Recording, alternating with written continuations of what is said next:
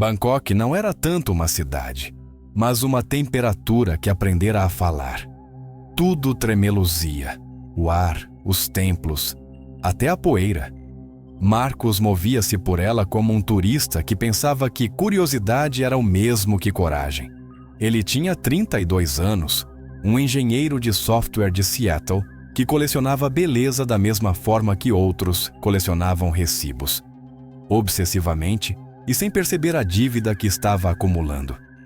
Por uma semana, a cidade o alimentou como uma febre. Ele vagou por mercados que cheiravam a pimenta e fumaça, navegou em barcos por canais que pareciam espelhos tremendo no calor. Tirou fotografias de monges vestidos de açafrão caminhando em fila única ao amanhecer. Ele pensou que a Tailândia o curaria da rotina. Fez outra coisa em vez disso. No seu último dia, ele caminhou por uma viela que os guias esqueceram. Pavimento rachado, bandeiras de oração desbotadas, um gato de rua dormindo ao lado de uma tigela de cera derretida. No fim dela, meio escondida atrás de um portão de madeira caído, uma placa pendia torta: Antiguidades em Relíquias. Dentro da loja, o ar parecia errado, muito parado para tanto calor. Poeira flutuava como neve lenta. A mulher atrás do balcão era pequena e velha, de um jeito que não pertencia a anos, mas à memória. Seus olhos guardavam o tipo de silêncio que os templos invejam. Marcos a viu antes que ela falasse. A máscara. Madeira de teca escura, polida a uma profundidade que engolia a luz. O rosto era sereno, lábios levemente entreabertos, olhos semicerrados como se estivesse sonhando. Fios de cabelo esculpidos curvavam-se em torno das bochechas com precisão impossível. Parecia menos um artefato e mais uma pessoa em pausa entre as respirações. Ele perguntou o preço. A mulher balançou a cabeça. Não para turistas. Ela disse, seu inglês lento, mas certo. Pertence a uma tradição. Não é sua. Ele sorriu, pensando que ela queria mais dinheiro. Ela se virou, murmurando palavras que soavam como orações mastigadas, finas pela preocupação. Marcos esperou. Então tocou a máscara levemente. A madeira estava fria, mais fria que o ar, como se guardasse outro clima dentro de si. Um arrepio percorreu seus dedos, que ele atribuiu à imaginação. Ele fez uma oferta. Ela recusou. Ele a dobrou. Ela suspirou, abriu uma gaveta, tirou um pedaço de pano branco e envolveu a máscara como se estivesse enfaixando algo ferido. Aeroportos são construídos para convencer viajantes de que a distância é algo comum. Naquela noite, voando de leste a oeste, Marcos observou o Pacífico como uma folha de vidro preto e sentiu-se limpo.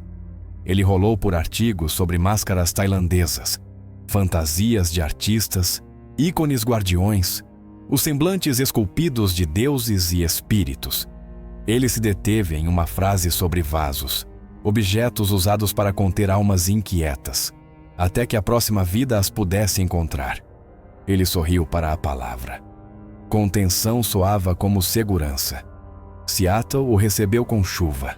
A cidade era cinzenta, gentil, inofensiva. Ele desfez a mala da máscara e a colocou na mesa do corredor, ainda embrulhada.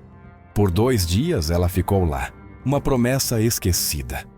Na terceira noite, com uma taça de vinho na mão e o jet lag achatando seus pensamentos, ele a desembrulhou. A madeira brilhava suavemente sob sua lâmpada.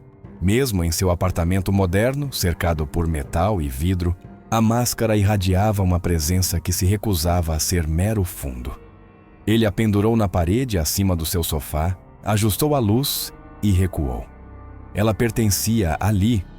Fez o cômodo parecer mais velho, mais sábio, quase digno. Naquela noite, ele dormiu melhor do que em meses. Sem sonhos, sem peso. Acordou antes do amanhecer, descansado, grato. Dias se passaram. Ele voltou ao trabalho mostrando fotografias da Tailândia entre as reuniões. Colegas admiravam a máscara ao fundo de suas videochamadas. Assustadora, mas linda, disse um. Ele riu. À noite, Às vezes se pegava olhando para ela por tempo demais, como se observa brasas se movendo em um fogo moribundo. Então, pequenas coisas começaram. Uma chave deixada no gancho apareceu na manhã seguinte na bancada da cozinha. Uma foto emoldurada estava inclinada em um ângulo que ele não se lembrava. Uma vez a televisão ligou sozinha às 3 da manhã. Apenas estática, depois silêncio. Ele disse a si mesmo que a eletricidade era instável, a memória pior e a coincidência invicta. Mesmo assim, ele começou a dormir com uma luz do corredor acesa. Certa noite, ele convidou 2 amigos para jantar. Eles comeram, beberam e admiraram o artefato. A máscara capturava a luz das velas como uma respiração. Sua amiga Lila se aproximou, estudando a escultura. "Parece viva?" ela disse, como se estivesse esperando por algo. Marcos sorriu. "Talvez só uma espanada." Mas quando eles partiram, o apartamento pareceu menor, mais pesado, como se as paredes tivessem se aproximado para ouvir o que havia sido dito. Naquela noite, em algum momento entre o despertar e o sonhar, ele ouviu o primeiro sussurro, suave, rítmico. Não no quarto, mas também não do lado de fora. Ele pensou que era o vento, ou o prédio se assentando. Ele virou-se de lado e puxou o cobertor para cima. O sussurro o seguiu. 3 sílabas, muito baixo para entender, muito familiar para ignorar. Marcos abriu os olhos. A máscara na parede era uma forma na sombra, mas a escuridão ao redor dela pulsava como uma respiração. Ele ficou olhando até o amanhecer. O segundo sussurro veio 3 noites depois. Falava com paciência, como algo praticando a boca humana. A princípio, Marcos pensou que era apenas o motor da geladeira reverberando pelas paredes. Então, disse o nome dele: Marcos.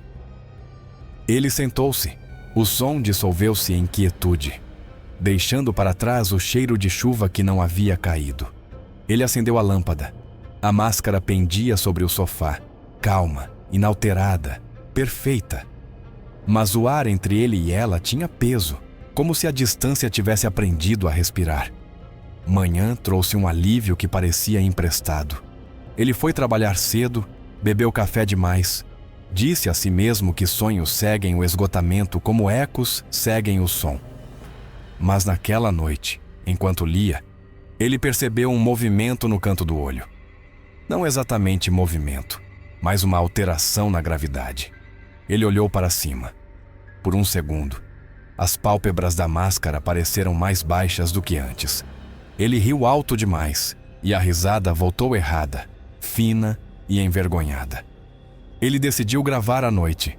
Colocou o telefone sobre a mesa, virado para a máscara. Apertou gravar. Deixou o quarto escuro.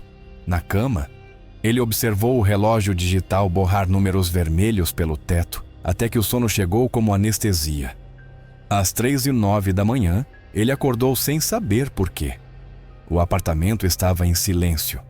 Então a voz deslizou pela escuridão novamente, mais perto, mais suave. Exatamente onde sua orelha deveria estar. Marcos, venha ver. Ele congelou. A voz era feminina, mas em camadas, como se falada por várias gargantas ao mesmo tempo. Ele acendeu o abajur da cabeceira. Nada se moveu.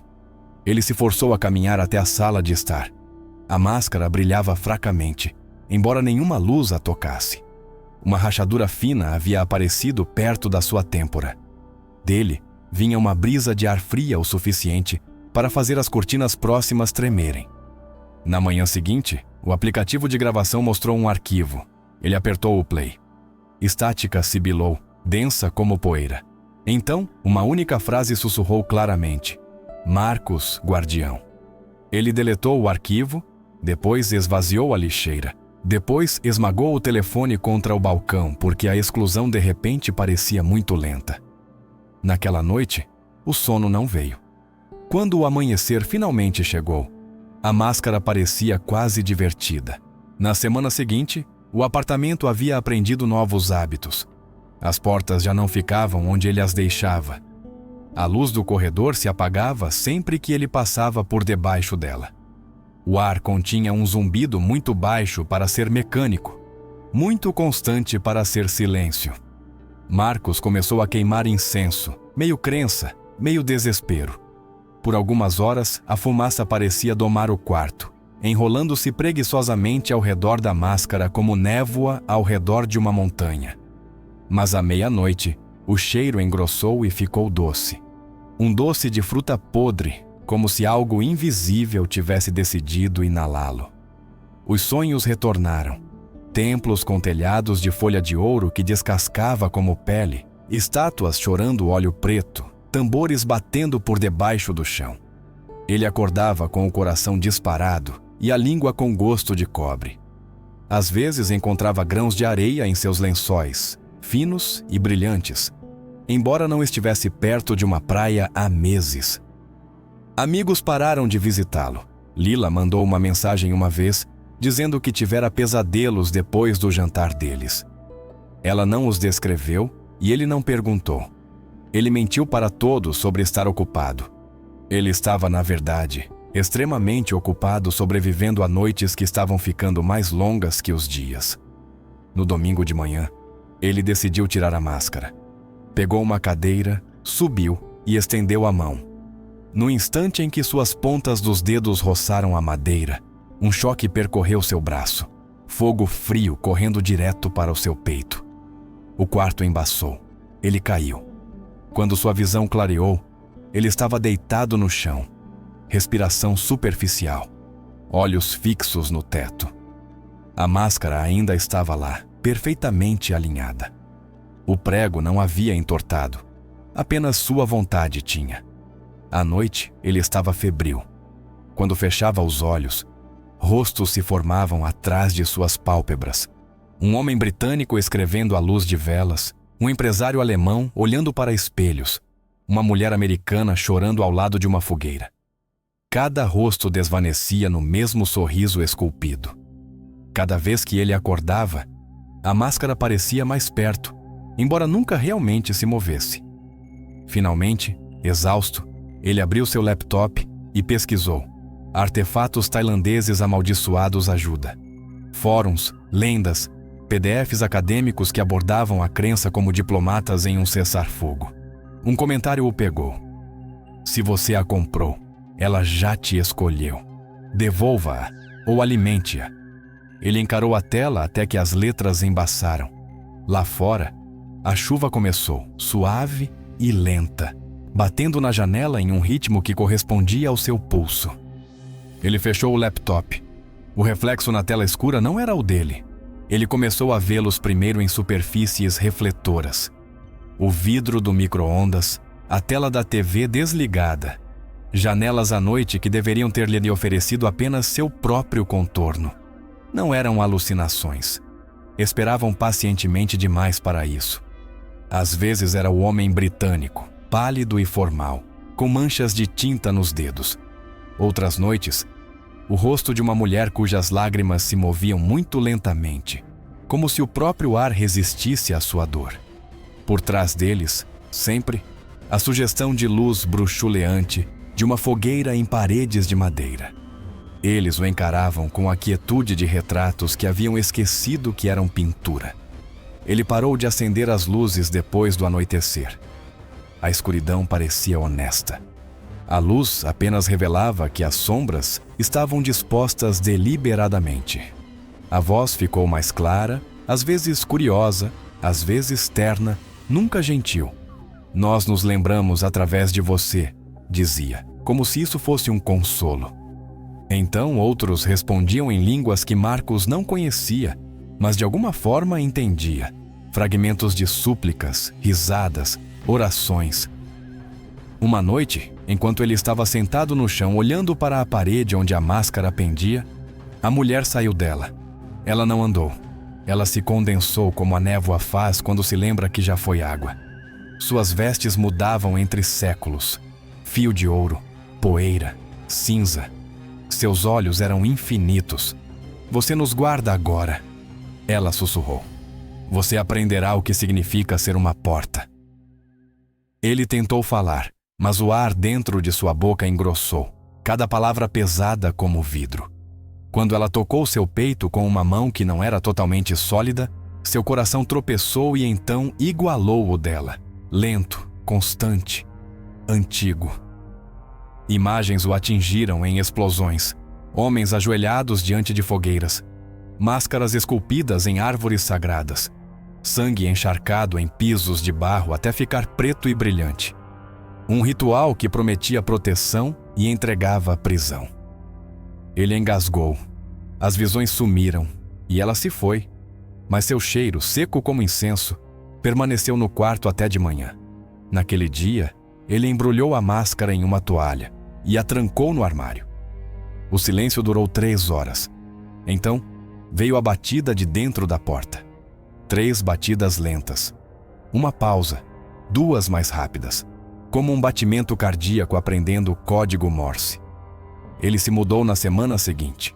Apartamento novo, bairro novo, sem máscara, ou assim ele pensou. Os carregadores entregaram as caixas. Ele desfez as malas lentamente, deliberadamente, fingindo que aquilo era vida comum. Quando abriu a última caixa, o pano branco estava lá, dobrado perfeitamente, frio ao toque, e debaixo dele, a máscara esperando com o mesmo meio sorriso paciente. Ele não gritou, ele riu, um som que o assustou até a ele mesmo. O tipo de risada que começa como negação e termina como rendição. Naquela noite, ele não tentou dormir. Ele sentou-se com ela na mesa da cozinha, um copo de uísque entre eles, 2 seres compartilhando o mesmo mundo emprestado. "O que você quer?" Ele sussurrou finalmente. A máscara não respondeu. Não precisava. Ele já sabia. Na manhã seguinte, Marcos reservou uma passagem para Bangkok. Sem hesitação, sem plano além do retorno. No avião, o sono vinha em surtos curtos e violentos. Cada vez que ele cochilava, alguém diferente sentava ao seu lado. Um homem de linho colonial que cheirava a mofo e mar. Um alemão de terno que escorria a água da chuva dos punhos. Uma mulher com um toucado de seda. Cada vez que ele piscava, o assento estava vazio novamente. No meio do caminho sobre o Pacífico, as luzes da cabine piscaram. Todas as telas escureceram. No reflexo da janela, 20 rostos o encaravam, sobrepostos ao seu próprio. Pela primeira vez, ele entendeu que não era ele quem carregava a máscara. Era a máscara quem o carregava. Quando o avião pousou, Bangkok o cumprimentou como um velho amor, quente, pesada, zumbindo com memórias que desejava poder negar. Ele passou pela imigração com o pacote embrulhado em branco, agarrado ao peito. Cada passo parecia uma confissão. A professora Sarah Chen havia-lhe enviado as direções para um mosteiro nos arredores da cidade. O taxista recusou-se a levá-lo no último quilômetro. "Demasiados fantasmas", disse ele simplesmente, e foi embora antes que a conversa pudesse continuar. Marcos caminhou. A selva apertava de ambos os lados, densa com insetos e o cheiro de casca molhada. O caminho estreitou até que as árvores se curvaram sobre ele como costelas. Quando ele emergiu, o templo esperava, construções baixas de pedra caiada, seus telhados pintados de vermelho como feridas frescas. Um monge idoso o encontrou no pátio. Suas vestes eram da cor do pôr do sol, sua pele fina como papel de arroz. "Você a carregou longe", ele disse em inglês com o ritmo de um cântico. "Ela se agarra a você." Ele levou Marcos a um pequeno quarto atrás do santuário principal. Nenhuma cama, nenhuma cadeira, apenas um tapete e uma tigela de água. "Você ficará aqui", disse o monge. "Não saia quando eles o chamarem, não fale com eles." Naquela noite, o chamado começou. Sussurros entrelaçados em palavras, palavras em canções mais antigas que a linguagem. Figuras se aglomeravam nas bordas do quarto, não exatamente fantasmas, mas memórias com apetite demais. A mulher deu um passo à frente, sua expressão suave e desesperada. "Não o ouça", ela implorou. "Ele vai nos dissolver. Somos tudo o que resta do que você um dia foi." Ele pressionou as palmas das mãos sobre os ouvidos, mas a voz falava de dentro de seu peito. Você é um de nós agora. Guardião, nós lhe mostraremos como viver para sempre. A porta chacoalhou como se o próprio edifício protestasse. Ele gritou pelo monge. O sino do lado de fora tocou uma vez, profundo e ressonante, e as figuras se dispersaram como fumaça. O monge apareceu na porta, segurando uma tigela de água benta. Ele a aspergiu em um amplo arco. Vapor subiu onde cada gota caía. Eles viram seu medo. Ele disse calmamente: amanhã começaremos a desvinculação. Esta noite, lembre-se de quem você é. Marcos sentou-se sozinho até o amanhecer. A primeira luz da manhã entrou no quarto como uma misericórdia que não tinha certeza se tinha o endereço certo. O amanhecer começou como uma única nota. Os tambores do templo a responderam, baixos e certos. Ajarn Somshai veio buscar Marcos ao primeiro raio de luz, carregando incenso e silêncio. Eles caminharam juntos por corredores lavados de pálido pela fumaça da manhã. O ar cheirava a sal e sândalo, a orações suavizadas pela repetição. No fim da passagem, esperava um edifício redondo meio enterrado na terra. Sua porta era esculpida com símbolos que pareciam respirar quando a luz os tocava. Dentro, tudo era de pedra, chão, paredes, altar. Nenhuma decoração, exceto um círculo de tigelas cheias de óleo e pavios esperando pelo fogo. Somshai gesticulou. Aqui separamos a fome da memória. Ele colocou a máscara embrulhada no centro da câmara e ajoelhou-se. Marcos ajoelhou-se em frente a ele. O monge começou a cantar. Não era melodia, mas movimento. Sílabas girando como engrenagens. O ar adensou-se. As tigelas flamejaram. Cada chama curvava-se em direção à máscara como se puxada por pulmões invisíveis. Quando a voz de Somshai subiu, um vento frio espiralou do chão, carregando consigo formas tênues que tremeluziam como reflexos em água agitada. Rostos se formaram. Uma criança, um soldado, uma mulher em vestes reais, o empresário dos sonhos de Marcos. Eles circulavam a máscara, sussurrando, sobrepondo-se, implorando. A voz do monge nunca vacilou. Marcos tentou manter os olhos abertos, mas a pressão atrás deles aumentou até que as lágrimas escorreram. Os rostos se fundiram em uma única figura, a mulher. Ela estava dentro do círculo de luz do fogo, seu contorno tremendo, mas seu olhar firme. Nomos feitos com medo, ela disse, presos para que outros pudessem estar seguros. Suas palavras se sobrepunham ao cântico do monge, tecendo uma dissonância que fazia a pedra vibrar. Liberte-nos, e desapareceremos no frio que espera além. Mantenha-nos, e você se tornará o que somos. Escolha. Somshai bateu em um pequeno gongo. Seu som cortou o ar como vidro cortando seda. As chamas ficaram imóveis. Ele abriu os olhos, pupilas negras nadando no branco. Não responda, ele sussurrou. Os lábios de Marcos já estavam se entreabrindo.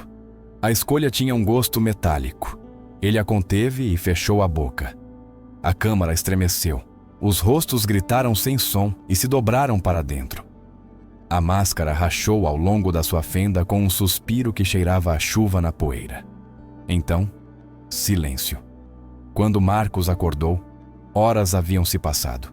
Somshai sentou-se ao seu lado, exausto, mas vivo. A primeira corrente está quebrada, disse o monge. Existem 6. Marcos tentou perguntar quanto tempo levaria. Somshai apenas olhou para a porta onde a noite já havia começado a se reunir novamente. Ele sonhou com uma cidade que nenhum mapa lembrava. Torres brancas inclinadas sobre um mar de selva. Tambores ecoando por pátios de pedra. Um homem em vestes esculpidas na sombra de pé diante de uma multidão. O homem segurava a máscara, nova, perfeita, esperando. Quando a carne falhar, proclamou o homem, ensinaremos o espírito a habitar na forma. Ele pressionou a máscara contra o próprio rosto. A luz jorrou dele e para dentro da madeira. Gritos seguiram. Primeiro admiração, depois terror, depois silêncio. As torres desmoronaram como se o próprio ritual tivesse quebrado o mundo que o inventou. Marcos acordou com o gosto de fumaça. O monge estava ajoelhado na porta, misturando ervas na água. "O que você viu?" perguntou Somchai sem levantar os olhos. "O começo", disse Marcos. Somchai assentiu uma vez. "Então ele sabe que você vai acabar com ele." Por 3 dias as cerimônias continuaram. Fogo, água, cinza, jejum, a repetição de uma única palavra até a linguagem colapsar. Cada noite, os espíritos voltavam mais fracos, mas mais desesperados. Eles prometiam conhecimento, juventude, amor. Eles ameaçavam fome, doença, loucura. Marcos aprendeu que promessas e ameaças soam o mesmo quando proferidas pela eternidade. Na 4ª noite, a mulher apareceu não zangada, mas cansada. Suas bordas eram transparentes. A parede do templo tremeluzia através dela. "Você viu nosso nascimento", ela disse suavemente. "Você sabe que éramos prisioneiros primeiro. Deixe-nos terminar como prisioneiros libertados." Seu apelo não era engano. Era a voz de uma exaustão mais antiga que a história. Marcos chamou Somchai. O monge entrou, os olhos refletindo a luz das velas. "Ela quer ser libertada", disse Marcos. Somchai curvou-se. "Então ambos os mundos devem concordar." Eles levaram a máscara rachada de volta para a câmara. Lá fora, a selva havia silenciado. Até os insetos pareciam prender a respiração. Somchai acendeu 7 lamparinas e traçou linhas de giz entre elas. Marcos colocou as palmas das mãos no chão dentro do círculo.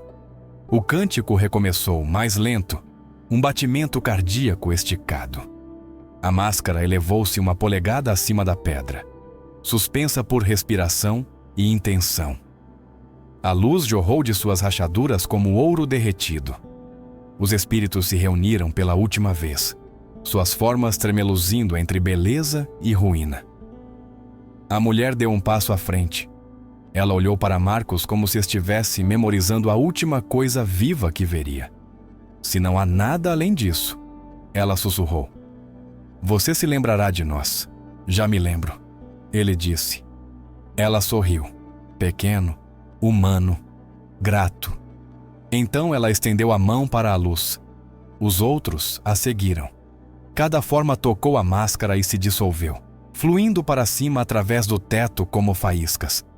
Quando a última havia partido, a máscara caiu, transformando-se em pó antes de atingir o chão. As lamparinas se apagaram. Somchai exalou. "Está feito." Lá fora a chuva começou a cair, súbita, pesada, purificadora. Marcos entrou nela. Pela primeira vez em semanas, o ar não cheirava a absolutamente nada.